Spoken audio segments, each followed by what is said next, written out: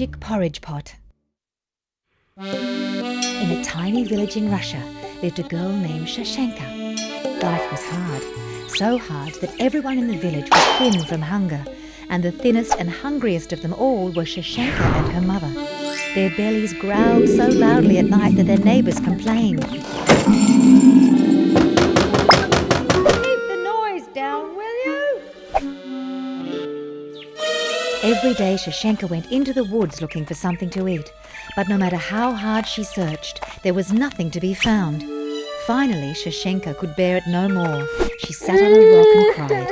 "What are you moaning about?" Shashenka looked up in surprise. Before her stood a very crooked old woman. "There are people in the world with far worse troubles than you." It was true. Shashenka felt ashamed of her tears. "Take me," the old woman said. "My back is ruined, and I have to carry this heavy pot wherever I go."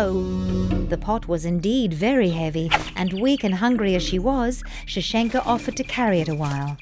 The old woman handed it over, and without even a word of thanks, marched off. Shashenka stumbled after her as best she could. After a short time, the woman stopped. She decided Shashenka could keep the pot. "When you want something to eat, say, 'Cook, pot, cook.' And when it's ready, say, 'Stop, pot, stop.'" Before Shashenka could ask but a single question, the old woman had vanished from sight. When Shashenka arrived home with nothing but an empty pot, her mother was very unhappy. Hunger roared in her belly, and she roared at Shashenka. "What use is a pot if you have nothing to cook in it?" Shashenka lifted the pot to the table and simply said, "Cook, pot, cook." Nothing happened. Shashenka looked worried. But then the pot started to shake. Then it hissed. Steam rose and up bubbled the creamiest porridge they'd ever seen in their lives. Shashenka then understood. That crooked old woman was a witch, and the heavy old pot was a magic one. They ate until the pot was empty and their bellies were full. Shashenka's mother rubbed her stomach happily.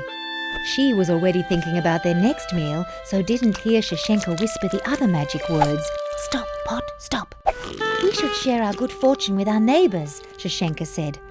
A dark scowl came over her mother's face. "They are fortunate enough already.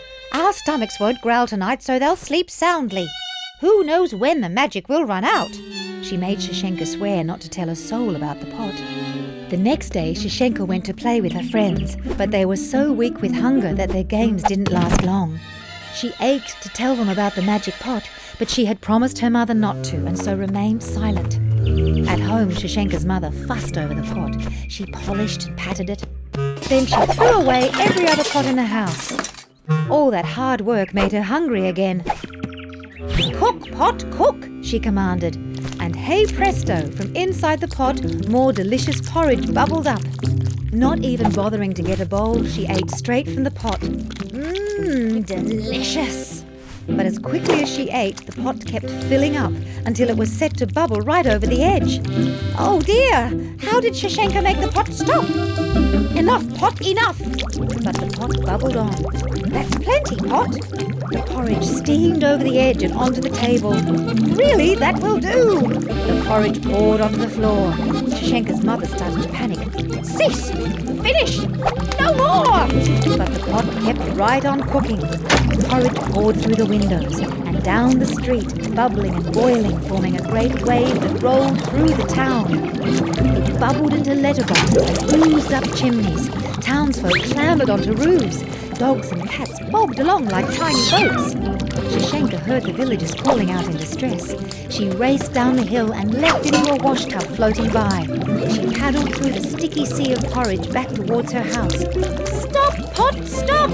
And that is just what the pot did. As the bubbling subsided, Shashenka saw that all the villagers were reaching down and lifting handfuls of the sweet porridge to their mouths. They ate and ate and ate the whole winter long. Shashenka laughed with delight. Her mother's greed had accidentally turned into an act of generosity.